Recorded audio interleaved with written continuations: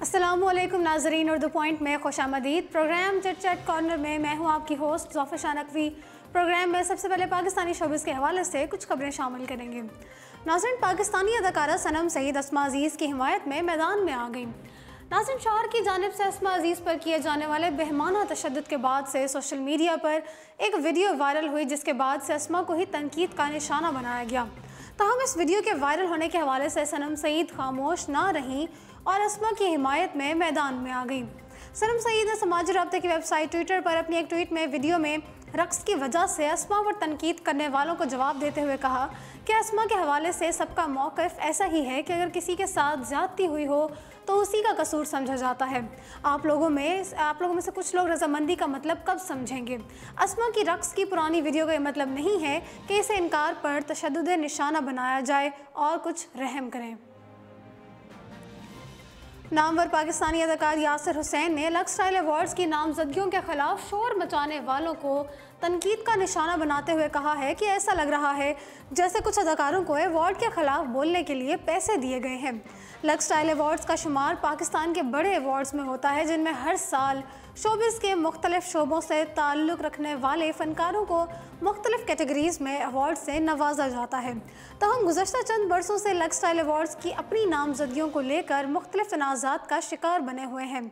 रवां साल भी लक्स स्टाइल अवार्ड्स नामजदगियों के ऐलान के बाद से ही तनाज़ात का शिकार हो गए थे। अवार्ड्स की नामजदगियों पर सवाल उठाने वालों में अदाकार मोहसिन अब्बास हैदर शामिल हैं, जिन्होंने ड्रामा सीरियल मेरी गुड़िया को किसी एक कैटेगरी में भी नामजद ना किए जाने पर मायूसी का इजहार किया है। मोहसिन अब्बास हैदर के अलावा म्यूज़िक कंपोज़र, प्रोड्यूसर और गुलकार शानी अरशद ने भी ड्रामा सीरियल कोई चांद रख के टाइटल सॉन्ग को नामजद ना किए जाने पर गुस्से का इजहार किया है। इसके अलावा पाकिस्तानी मॉडल ईमान सुलेमान को बेहतरीन एमर्जिंग टैलेंट इन फैशन के लिए नामजद किया गया था, ताहम उन्होंने भी अपनी नामजदगी को ये कहकर तस्लीम करने से इनकार कर दिया कि वो किसी ऐसे इंसान के साथ नामजद नहीं होना चाहती जो ख़वातीन के साथ जिनसी हरासानी जैसे फ़ेल में मुलव्वस हो। ताहम जहां फ़नकार लक्स स्टाइल अवार्ड्स की गैर मुनसिफाना नामजदगियों पर तनकीद कर रहे हैं, वहीं अदाकार यासिर हुसैन उल्टा उन फ़नकारों को ही आड़े हाथों लेते हुए उन पर पैसे लेकर अवार्ड्स पर तनकीद करने का इल्ज़ाम लगा रहे हैं। यासिर हुसैन ने अपनी इंस्टाग्राम स्टोरी पर लिखा कि कुछ अदाकारों ने लक्स स्टाइल अवार्ड्स की नामजदगियों को ऑस्कर का दर्जा दे दिया है। मुझे ऐसा लग रहा है जैसे उन्हें पैसे देकर बुलवाया जा रहा है। यासिर हुसैन ने मज़ीद कहा कि दुनिया भर में अवार्ड्स के पीछे एक लॉबी होती है। इसके अलावा हमारे यहाँ अवार्ड शो की मेज़बानी चंद टीवी चैनल्स करते हैं, तो ज़ाहिर सी बात है कि वो अपनी लॉबी से ताल्लुक़ रखने वाले लोगों को ही नवाजेंगे। लक्स स्टाइल अवार्ड्स के साथ भी यही मामला है। यासिर का कहना था कि मुझे नहीं समझ आ रहा कि इस मामले पर इतना शोर क्यों मचाया जा रहा है, इसलिए मैं मजाक करते हुए ऐसा लिखा कि ऐसा लग रहा है जैसे लक्स ने तमाम लोगों को अवार्ड्स को बढ़ावा देने के लिए अदायगी की है। नाज़रीन, बांग्लादेशी गुलकार ने पाकिस्तानी अदाकारा महविश हयात और फ़हद मुस्तफ़ा की फ़िल्म लॉर्ड वेडिंग के गाने की पूरी वीडियो ही चुरा ली। बॉलीवुड पाकिस्तानी गाना चुराने और बगैर इजाज़त उन्हें अपनी फ़िल्मों में इस्तेमाल करने के हवाले से तो बदनाम है ही, ताहम बांग्लादेशी फ़िल्म इंडस्ट्री ने भी पाकिस्तानी गाने चुराने शुरू कर दिए हैं। अदाकार फ़हद मुस्तफ़ा और महविश हयात की गुज़श्ता बरस रिलीज़ होने वाली जहेज़ जैसे समाजी मसले पर मबनी फ़िल्म लॉर्ड वेडिंग ने जहां पाकिस्तानी शायकीन के दिल जीते, वहीं फ़िल्म के एक गाने की वीडियो बांग्लादेशी गुलकार को इतनी भाई कि इसने पूरी की पूरी वीडियो ही चुरा ली।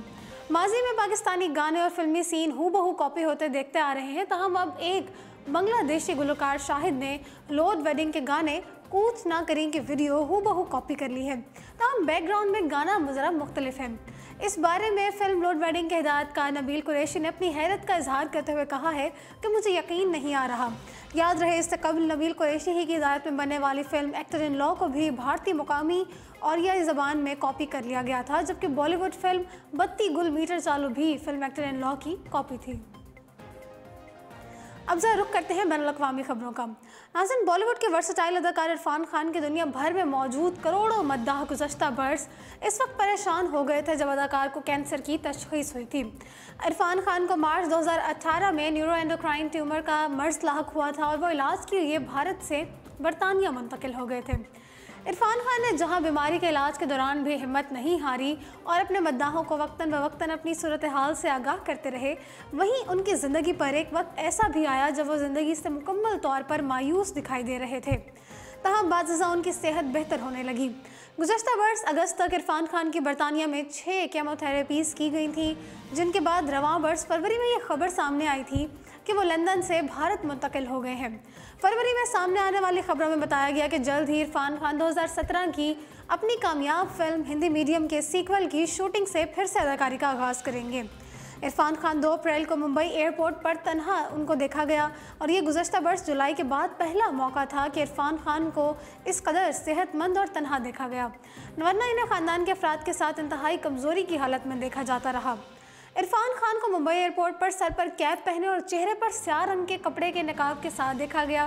तहम बाज़ उन्होंने फोटोग्राफर्स और मद्दाहों की फरमाइश पर चेहरे से नकाब हटा दिया।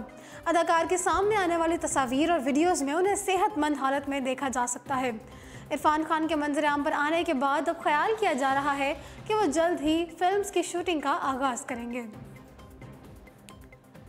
नाज़रीन, चंद रोज़ कबल अमरीकी मैगजीन ओके की जानिब से अदाकारा प्रियंका चोपड़ा और निक जोन्स के दरमियान तलाक की खबर ने भारतीय मीडिया में हंगामा मचा दिया था। मैगजीन में कहा गया था कि शादी से कबल निक जोन्स का मानना था कि प्रियंका एक समझदार खातून है, तहम शादी के बाद निक को प्रियंका की गालिब फितरत और हर बात मनवाने की आदत का पता चला तो मसाइल बढ़ने लगे और दोनों के दरमियान छोटी छोटी बातों पर झगड़े शुरू हो गए। रिपोर्ट में यह भी कहा गया कि निक जोन्स की फैमिली की भी इब्तदा में सोच ये थी कि प्रियंका एक समझदार खातून है जो घर और बच्चे संभालने के लिए तैयार है, तहम बाद में अंदाज़ा हुआ कि प्रियंका के बारे में उनकी सोच बिल्कुल गलत थी, लिहाजा उन्होंने भी निक जोन्स पर प्रियंका को छोड़ने के लिए इसरार करना शुरू कर दिया। भारतीय मीडिया की रिपोर्ट के मुताबिक प्रियंका ने उन तमाम खबरों को बेबुनियाद और मन घड़त करार देते हुए कहा कि मैगजीन ने यह आर्टिकल सिर्फ अपने शुमारे की ज़्यादा फ़रोख्त के लिए शाये किया है। इसके साथ ही दोनों ने इनकी शादी के हवाले से गलत खबरों पर मबनी आर्टिकल शाये करने के लिए ओके मैगजीन के खिलाफ मुकदमा दायर करने का फैसला किया है और इस हवाले से प्रियंका जल्द अपनी कानूनी टीम से मुशावरत करेंगी। वाज़ेह है कि प्रियंका चोपड़ा और निक जोन्स गुज़श्ता बरस दिसंबर में शादी के बंधन में बंधे थे। दोनों ने मोहब्बत की शादी की है और दोनों की उम्र में तकरीबन 10 साल का फ़र्क है। नाज़रीन, बरतानवी शाही जोड़ा शहजादा हैरी और मेघन मार्कल के नए मुश्तरका इंस्टाग्राम अकाउंट ने 5 घंटे और 45 मिनट में मद्दाहों की तादाद 10 लाख तक पहुंच गई, जिसने एक तेज़ तरीन रिकॉर्ड बना डाला। गिनीज वर्ल्ड रिकॉर्ड के मुताबिक शाही जोड़ा शहजादा हैरी और मेघन मार्कल के नए इंस्टाग्राम अकाउंट ने नया रिकॉर्ड कायम करते हुए जनूबी कोरिया के गुलकार कैंग डेनियल्स के एजाज़ से ये छीन लिया है, जिसके रवां साल जनवरी में 11 घंटे और 36 मिनट में मद्दाहों की तादाद 1 मिलियन तक पहुंची थी। शाही जोड़े का नया इंस्टाग्राम अकाउंट सोजेक्स रॉयल मंगल 2 अप्रैल को बनाया गया था, जिस पर पहली पोस्ट में उनके अकाउंट को शाही जोड़े डेविक एंड डिचेस ऑफ सोजेक्स के तौर पर मुतारिफ कराया गया, जिसके मद्दाहों की तादाद बुध को 2.1 मिलियन तक जा पहुंची। Hollywood super hero film Avengers end the game के टिकटों की ऑनलाइन फ़रोख्त जारी है। ज़राया ब्लॉग के मुताबिक Hollywood super hero film Avengers end the game के टिकटों की ऑनलाइन फ़रोख्त जारी हो चुकी है। टिकट्स फंड गो और AMC की वेबसाइट्स पर दस्तियाब है।